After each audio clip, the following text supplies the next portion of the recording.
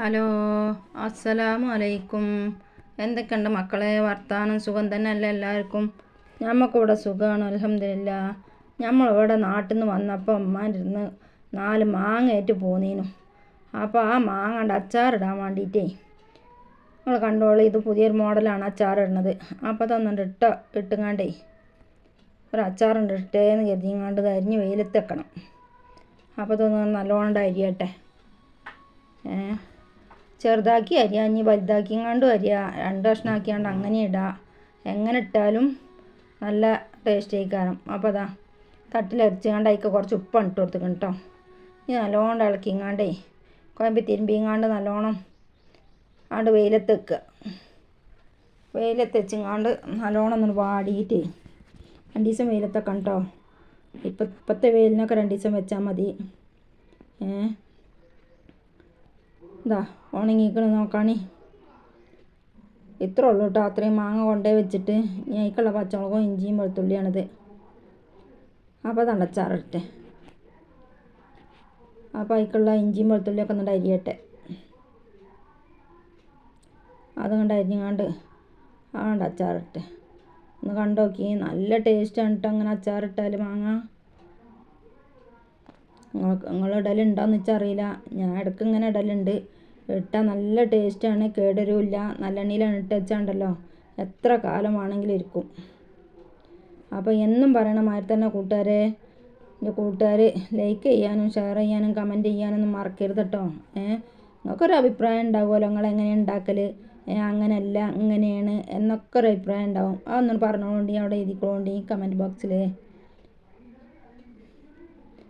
അപ്പോൾ അതായി ഇഞ്ചി ഒന്നുകൊണ്ട് അരിഞ്ഞാണ്ടേ വെളുത്തുള്ളിയും പച്ചമുളകും അതുകൊണ്ട് അരിഞ്ഞാണ്ട് ആണ് താളിച്ചിടുക. ഞാൻ കുറേ ഉണ്ടാവും എന്ന് വിചാരിച്ചിന് മക്കളെ. ഇത് ആകെ തുള്ളിയുണ്ട്.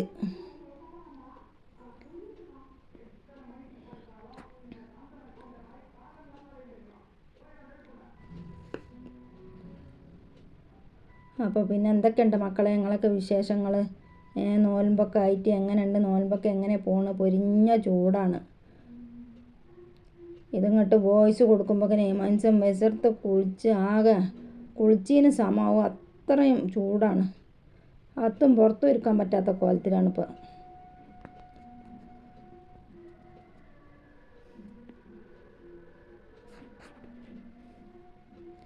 വെളുത്തുള്ളി ഉണ്ടായിരുന്നു.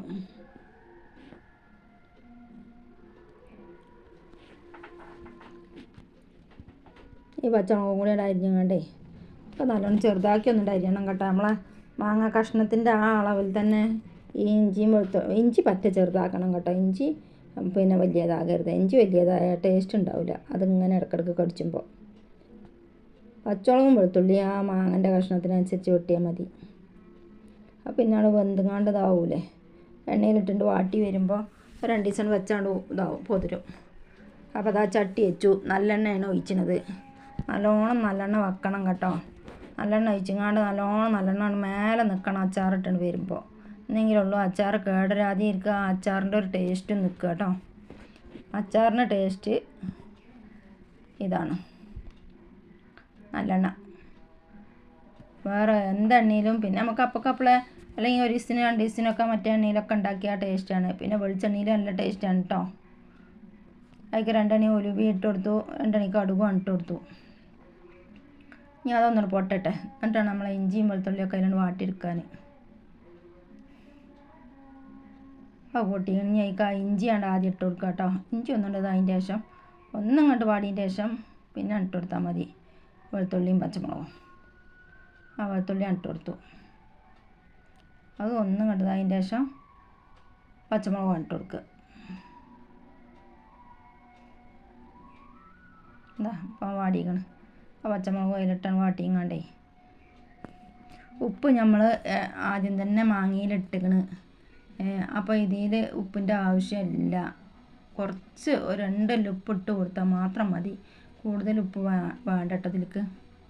കാരണം മാങ്ങയിൽ നല്ല ഉപ്പ് പിടിച്ചെങ്കിലേ ഉള്ളൂ നല്ല ടേസ്റ്റ് കിട്ടുക. അപ്പോൾ കല്ലുപ്പ് ഇട്ട് ഉരുകി അത് നല്ലോണം വറ്റി ഉണങ്ങി പിടിച്ച് നല്ലതായിക്കണം.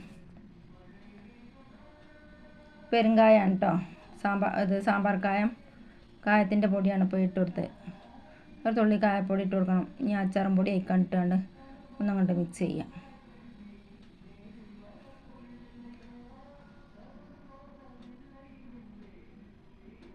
ഇനി നമ്മൾ ആ മാങ്ങയും തന്നെ അയക്കാൻ ഇട്ടുങ്ങാണ്ടേ നല്ലോണം ഒന്ന് ഇളക്കുക.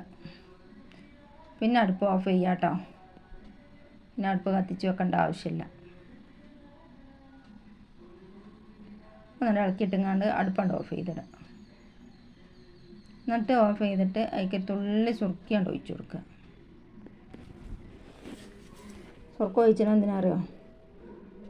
സുറുക്ക ഒഴിച്ചിന് കേടരാതിരിക്കാനും ഒരു തുള്ളി പുളിൻ്റെ ഇത് കൊണ്ട് ഒതിപ്പ് നിൽക്കാനും വേണ്ട മക്കളെ. അപ്പോൾ പൊന്നാര മക്കളെ, എന്നും പറയണ മാതിരി തന്നെ പുതിയതായിട്ട് കാണുന്ന കൂട്ടുകാരുണ്ടെങ്കിൽ ഒന്നാണ് സബ്സ്ക്രൈബ് ചെയ്തുകൊണ്ട് മക്കളെ. ലൈക്ക് ചെയ്യാനും സബ്സ്ക്രൈബ് ചെയ്യാനും കമൻറ്റ് ചെയ്യാനൊന്നും മറക്കല്ലും കേട്ടോ. അപ്പം നമ്മളെ ഇന്നത്തെ വീഡിയോ ഇത്രയൊക്കെ തന്നെയുള്ള മക്കളെ. എല്ലാവർക്കും അസ്സലാമു അലൈക്കും.